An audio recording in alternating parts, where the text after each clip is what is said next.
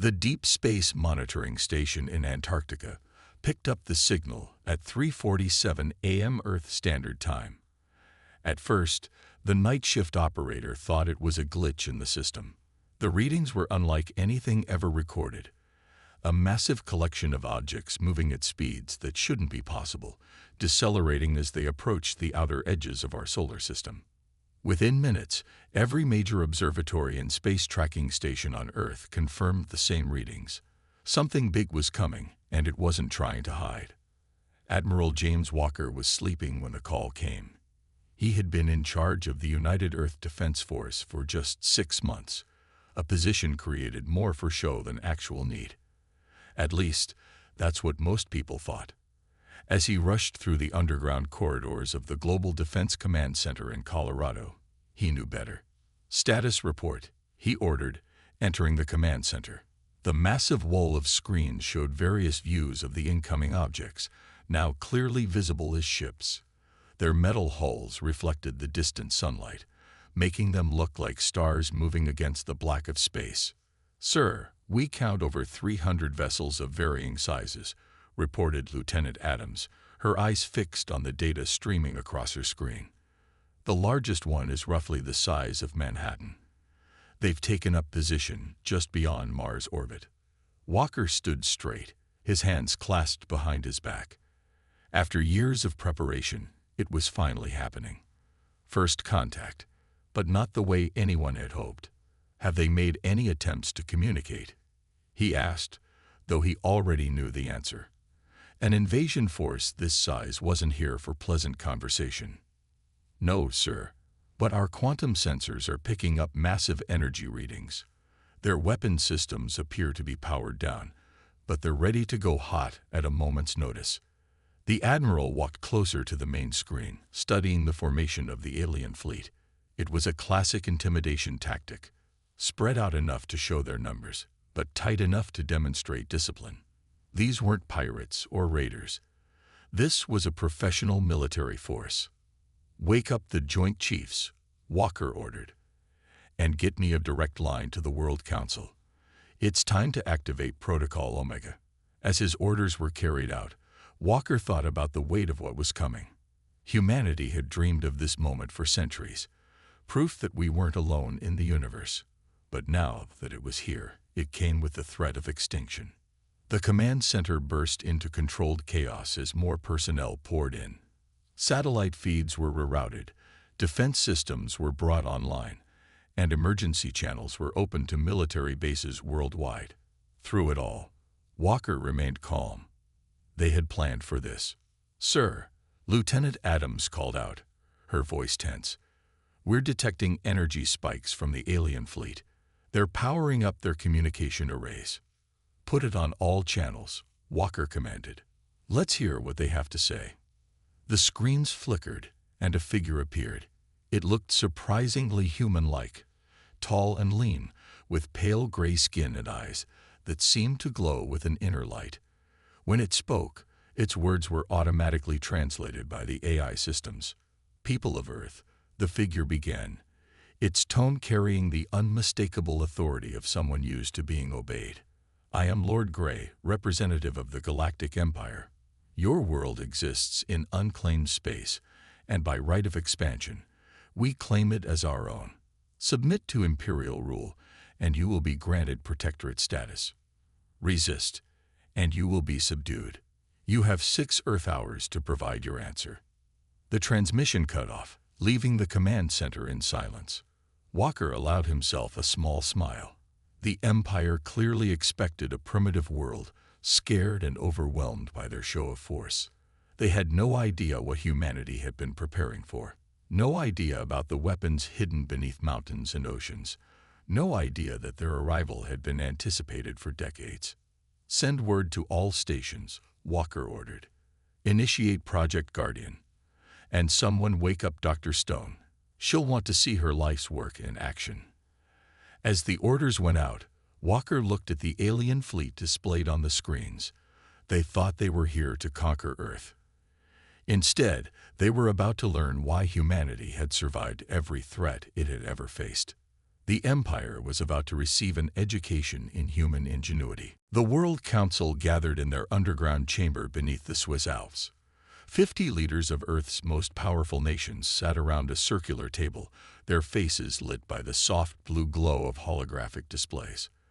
Above them, a live feed showed the Imperial fleet hanging in space like artificial stars.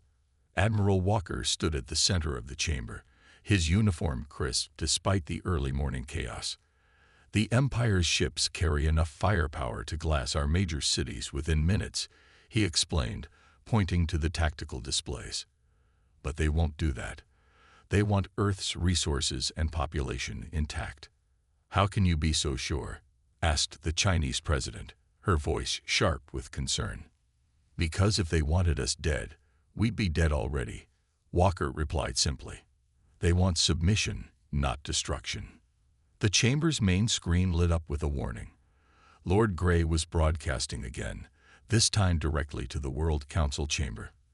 The alien's gray face filled the display, his glowing eyes seeming to stare at each person individually. "Your time grows short," Lord Grey announced. "We have scanned your world. Your weapons are primitive. Your defenses are inadequate. Your technology is centuries behind the Empire's lowest standards. Submit now, and we will guide your species into a new age of advancement." The Russian premier stood up, his fist clenching. "And if we refuse?" Lord Grey's expression didn't change. "Then we will take what we want by force. Your cities will remain standing, but your governments will be replaced. Your militaries will be disbanded. Your resources will serve the Empire. This is not a negotiation. It is a courtesy notice." The transmission cut off. The chamber erupted in angry shouts and frightened arguments. Admiral Walker remained silent, waiting. Finally, the American president raised his hand for quiet. "Admiral Walker, you've been surprisingly calm about all this. The file says you've been preparing for something like this. Why?" Walker nodded to his aide, who distributed sealed folders to each council member. "Because in 1947, something crashed in New Mexico. It wasn't a weather balloon. It wasn't a Soviet spy plane. It was a scout ship from the Empire." Gasps and murmurs filled the room as the leaders opened their folders. Inside were photographs, technical diagrams, and reports spanning decades of secret research. "We recovered technology from that crash," Walker continued. "Dr. Stone and her team have spent years reverse engineering it. But more importantly, we found their star charts. We knew the Empire was coming. It was just a matter of time." The Indian Prime Minister looked up from his folder. "These weapons, are they real?" Walker pressed a button, and a new hologram appeared above the table. It showed a massive underground facility built into a mountain. "Project Guardian isn't just real. It's ready. But using it means crossing a line we can't uncross. That's why I need unanimous consent from this council." "What exactly are we authorizing?" asked the Brazilian president. "A demonstration," Walker replied. "One that will make the Empire reconsider their demands." The British Prime Minister leaned forward. "And if they don't? If they attack anyway?" Walker's face hardened. "Then we show them why you don't corner a species that survived ice ages, plagues, and its own nuclear weapons. We show them why humanity has never been successfully conquered in its entire history." The council members looked at each other. Slowly, heads began to nod. The American president stood up. "All in favor of authorizing Project Guardian?" Hands raised one by one, until every leader had voted yes. For the first time in human history, Earth's nations were truly united. Walker checked his watch. "We have 4 hours until their deadline. I need to brief Dr. Stone and prepare the demonstration. When I'm done, the Empire will either leave our solar system or learn why they should have." As he left the chamber, Walker thought about the weight of what they were about to do. Humanity was about to reveal its greatest secret and most terrible weapon. The Empire thought they were dealing with primitives. They were about to learn that sometimes the most dangerous species are the ones that look harmless. In orbit, the Imperial fleet waited, unaware that their routine conquest was about to change the galaxy forever. Deep beneath the Rocky Mountains, in a facility that officially didn't exist, Dr. Emma Stone stood before the heart of Project Guardian. The massive chamber stretched nearly a mile high, carved directly into the mountain's core. In its center, suspended by magnetic fields, floated a single dark sphere no bigger than a basketball. "Beautiful, isn't it?" she said as Admiral Walker entered the chamber. Hard to believe something so small could be so powerful. Walker walked to the observation platform, his footsteps echoing in the vast space. "Will it work, Doctor?" Dr. Stone turned to face him, her gray hair tied back in a neat bun, her eyes sharp behind simple glasses. She had spent 30 years of her life in this facility, working to understand the technology it recovered from the crashed ship. "The quantum collapse device isn't just a weapon, Admiral," she explained, walking to a control panel. "It's a key to understanding how the universe works. The Empire uses similar technology for their faster-than-light drives, but they never weaponized it. They never imagined someone would be crazy enough to try." She pressed a series of buttons, and holographic displays sprang to life around them. They showed simulations of the weapon's effects, tested countless times in virtual space. "When we activate it," she continued, "it creates a cascading quantum reaction. Space itself begins to fold, creating an artificial black hole. But unlike natural black holes, we can control exactly how big it gets and how long it lasts." Walker watched the simulations with a grim expression. "And you're sure we can contain it? That it won't spread beyond the target area?" Dr. Stone nodded. "The field is self-limiting. Once it reaches the predetermined size, it collapses in on itself. Everything inside that boundary simply ceases to exist. No radiation, no debris, no aftereffects, just empty space where something used to be." She led Walker to another section of the facility, where teams of scientists and engineers were preparing the delivery system. It looked like a simple missile, but its internal workings were more advanced than anything humanity had officially created. "We based the design on their own technology," Dr. Stone explained. "They won't be able to track it or stop it. By the time they realize what's happening, it'll be too late." "How many do we have?" Walker asked, examining the row of missiles lined up along the wall. 12 ready to launch. 8 more nearly complete, each one capable of erasing a star system. Dr. Stone's voice was quiet, heavy with the responsibility of what they had created. A young technician rushed up to them, tablet in hand. "Dr. Stone, the final calculations are ready for the demonstration target." They moved to a large star map displaying a sector of space well beyond Earth's solar system. A small red dot marked their chosen target, an uninhabited star system with no strategic value. "We'll fire the device here," Dr. Stone pointed. "Far enough that we don't risk any populated worlds, close enough that the Empire's sensors will record everything in detail. They need to understand exactly what they're dealing with." Walker studied the map. "How long until we're ready?" 1 hour to final checks. "Then we can launch on your command." Dr. Stone turned to face the Admiral. "Are you sure about this? Once we reveal this technology, everything changes. The galaxy will never be the same." Walker looked around the vast chamber, at the teams of people working, at the weapons they had built to defend their world. "The Empire gave us no choice. They came here expecting to find helpless primitives. Instead, they'll learn that humanity's greatest strength is our ability to adapt and overcome. We took their own technology and turned it into something they never imagined possible." Dr. Stone nodded and began issuing orders to her team. The delivery system hummed to life, power flowing through systems reversed engineered from alien technology, but perfected by human ingenuity. In 3 hours, the Empire would learn why it was a mistake to threaten Earth.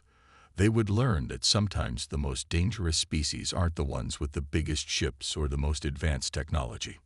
Sometimes, the most dangerous species are the ones who look at a piece of faster-than-light technology and think, "This could be a weapon." The launch control room buzzed with controlled tension Dozens of screens showed different views of the target system, the Imperial fleet, and the quantum missile's planned trajectory. Dr. Stone stood at her command station, her fingers hovering over the final launch controls. "All systems are green," she announced, her voice steady despite the weight of the moment. "Quantum core is stable. Guidance systems locked. We're ready, Admiral." Admiral Walker looked at the main screen, where a countdown timer showed 2 hours remaining until the Empire's deadline. He took a deep breath, knowing that what they were about to do would change everything. "Start the launch sequence," he ordered. Red warning lights began to flash as massive doors opened in the mountainside. The missile rose from its underground silo, steam rolling off its cold surface as it met the warm air. In orbit, Earth's satellites tracked its ascent, while the Imperial fleet remained unaware of the small object leaving the planet's atmosphere. "Launch in 10 seconds, Dr. Stone called out. The room fell silent except for the beeping of computers. 5, 4, 3, 2, 1. Launch. The missile's engines ignited. But instead of the normal flame and smoke of a rocket, it produced a subtle blue glow. The technology stolen from the Empire's crashed ship allowed it to slip through space almost invisibly. "Target lock confirmed," reported Lieutenant Adams from her station. "Time to impact, 17 minutes." Walker watched as the missile accelerated beyond normal speeds, using the same faster-than-light technology that powered the Empire's ships. On the tactical display, it appeared as a tiny green dot moving toward its target. "Imperial fleet showing no reaction," another officer reported. "They haven't detected it." Dr. Stone moved to stand beside Walker. "Of course they haven't. It's their own technology. They designed their sensors to ignore these energy signatures. They never imagined someone else would understand how it works." The minutes ticked by in tense silence. The missile crossed the distance between stars faster than any human-made object had ever traveled before. 1 minute to impact, Lieutenant Adams announced. "Target system is in range." Walker pressed a button on his command console. "Attention all stations. Prepare for quantum event. Shield your sensors and switch to indirect observation only." 30 seconds. Dr. Stone's hands clenched at her sides. "Everything we've worked for comes down to this moment." 10 seconds. 5, 4, 3, 2, 1. Impact. For a moment, nothing seemed to happen. Then the main screen lit up with impossible readings. The target star system's light began to twist, bending in ways that violated the laws of physics. A dark spot appeared at the center, growing rapidly. "Quantum collapse initiated," Dr. Stone reported, her eyes fixed on the data streaming across her screen. "Field expansion is stable and controlled." On the tactical display, they watched as the entire star system began to fold in on itself. The star, its planets, everything within the designated zone was pulled into a growing void that shouldn't exist. "Imperial sensors are responding," Lieutenant Adams called out. "They've detected the event. Multiple ships are changing position for better scanning angles." Walker allowed himself a small smile. "Good. Let them see exactly what we can do." The collapse continued for exactly 5 minutes. Then, just as their simulations had predicted, the field reached its predetermined limit and stopped. Where a star system had been, there was now only empty space, perfectly spherical and utterly void. "Collapse complete," Dr. Stone announced. "Field is dissipating normally. No residual effects detected." The command room erupted in cheers, but Walker raised his hand for silence. "Don't celebrate yet. Lieutenant Adams, what's the Imperial fleet doing?" "Multiple ships are scanning the target area, sir. Energy readings suggest they're running every sensor they have. 2 smaller vessels have changed course toward the void zone." "Perfect." Walker nodded. "They're about to understand exactly what they're dealing with. Dr. Stone, prepare the data package for transmission. It's time to send our message to the Empire." As his orders were carried out, Walker looked at the empty space where a star system had been just minutes ago. The Empire had thought they were dealing with primitives. Now they would learn that humanity had taken their own technology and turned it into something far more dangerous than they could have imagined. The warning shot had been fired. Now they would see how the Empire responded to the impossible. 1 hour after the demonstration, Admiral Walker stood before the world's cameras in the Global Defense Command Center. Behind him, screens showed the Imperial fleet still holding position near Mars, their ships now clustered closer together in a defensive formation. "Prepare to broadcast on all frequencies," he ordered. "Make sure the translation systems are running at full power. I want every ship in that fleet to hear this clearly." The technical team worked quickly, setting up the broadcast. They had practiced this moment many times, but now it was real. Earth's response to the Empire's ultimatum would be delivered not with fear, but with confidence. Broadcasting in 3, 2, 1. "You're live, Admiral." Walker straightened his uniform and looked directly into the camera. His voice was calm but firm as he began Earth's historic message. "To Lord Grey and the fleet of the Galactic Empire, 1 hour ago, we demonstrated a fraction of Earth's defensive capabilities. The empty space where a star system once existed serves as evidence of what we can do. This was not a bluff. This was not a trick. This was a sample of humanity's resolve to remain free." He paused, letting the words sink in. On the tactical screens, the Imperial ships had stopped all movement, their sensors focused on Earth's transmission. 77 years ago, one of your scout ships crashed on our world. We studied it. We learned from it. We took your faster-than-light technology and saw potential you never imagined. While you thought we were primitives barely able to reach our own moon, we were building weapons that could reshape the galaxy." Walker gestured to a technician, who began transmitting detailed scans of the quantum collapse weapons effects. "Our demonstration used a single missile. We had 11 more ready to launch, each one capable of erasing a star system from existence, each one undetectable by your sensors until it's too late." The command center was silent except for the hum of equipment.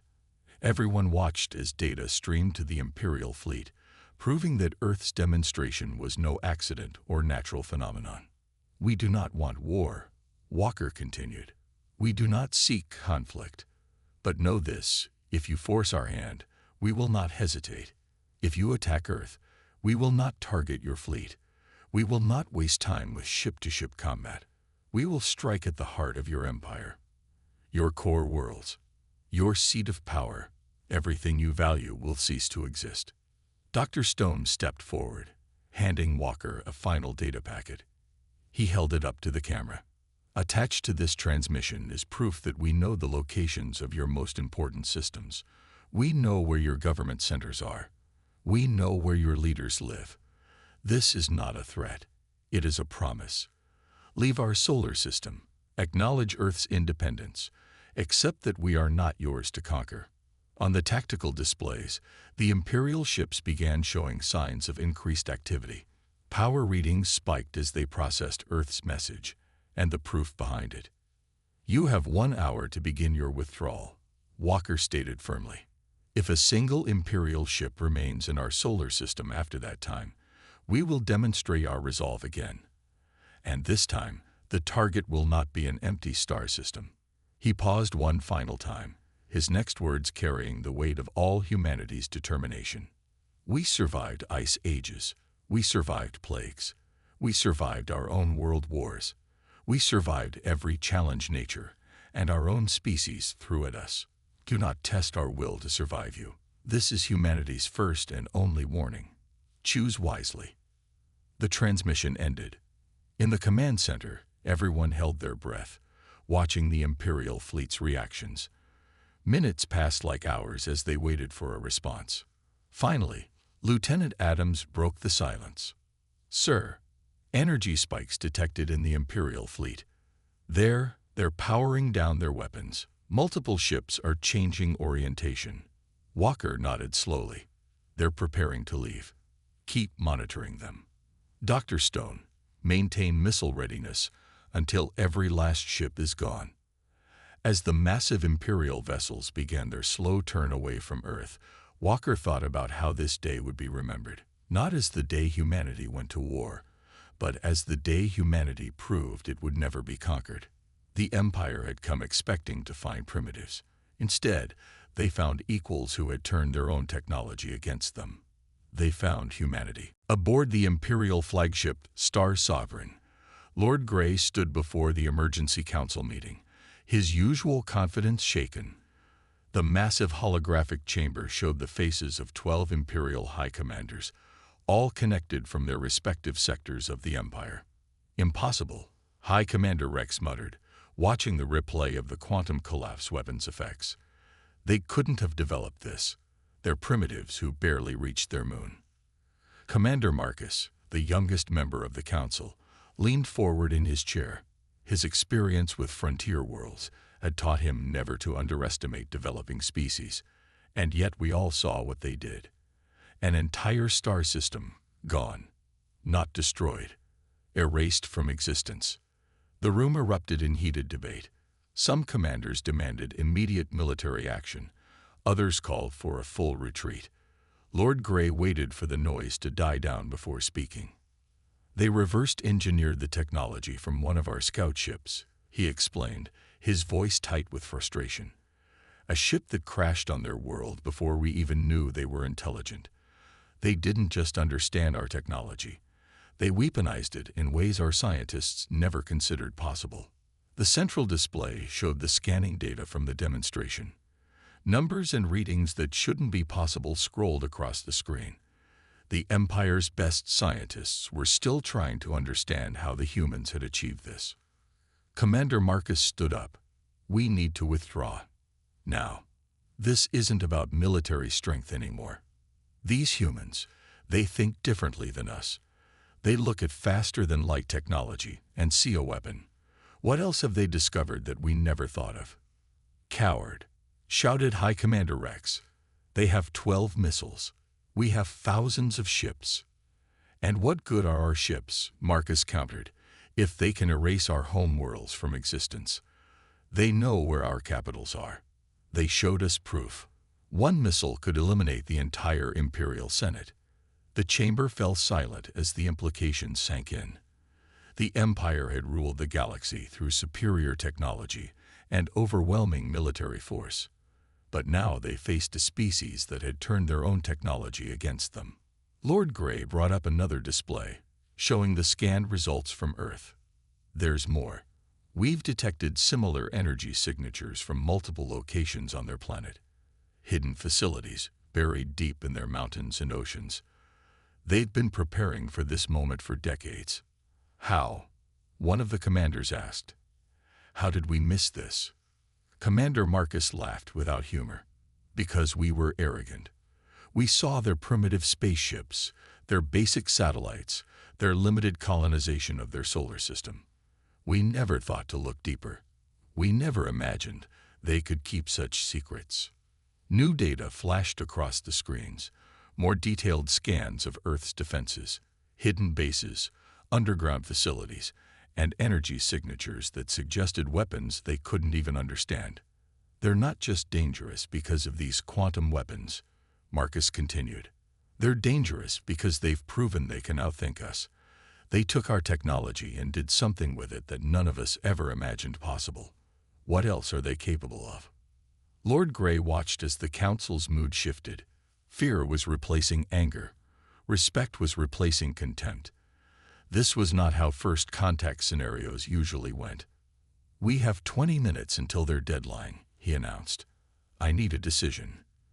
Do we withdraw and acknowledge their independence, or do we risk everything on a fight we might not win?" The votes came in quickly. Even High Commander Rex, after seeing all the evidence, voted to withdraw. The Empire had not survived for millennia by fighting unnecessary wars. As the Imperial fleet began its withdrawal procedures, Commander Marcus stayed behind in the council chamber with Lord Grey. "This changes everything, doesn't it?" Marcus asked, watching Earth grow smaller on their view screens. Lord Grey nodded slowly. "Yes, for the first time in Imperial history, We've met a species that didn't need our guidance to advance. They did it on their own, in secret, preparing for the day we would come. And they did it by thinking in ways we never imagined, Marcus added. Perhaps that's the lesson here. Sometimes the most primitive-looking species are the ones you should fear most. The Empire had come to Earth expecting an easy conquest. Instead, they had found something unprecedented. A species that had not only matched their technology, but had surpassed it in terrifying ways. As the fleet prepared for faster-than-light jump, both men knew that the galaxy would never be the same. Humanity had arrived on the galactic stage, and they had done it on their own terms. 1 month after the Imperial fleet's withdrawal, the World Council met again in their underground chamber. This time, the mood was different. The screens that once showed threatening alien ships now displayed the construction of Earth's first official faster-than-light vessel. Admiral Walker stood at the center of the chamber, Dr. Stone beside him. They had become the faces of humanity's emergence onto the galactic stage. The Empire has formally recognized Earth as an independent power, Walker announced, bringing up the official declaration. They've established a buffer zone of 50 light-years around our solar system. No Imperial ships will enter this space without our explicit permission. The Council members nodded in approval. It was more than just independence. It was respect. Dr. Stone stepped forward, activating a new holographic display. But that's not the most interesting development. In the past month, we've received messages from 17 other species within the Empire. Hidden species, like us, who have been developing in secret. They want to learn from us. The display showed various alien worlds, each with their own unique civilizations. All of them had been preparing for the day the Empire found them, but none had developed weapons as effective as Earth's.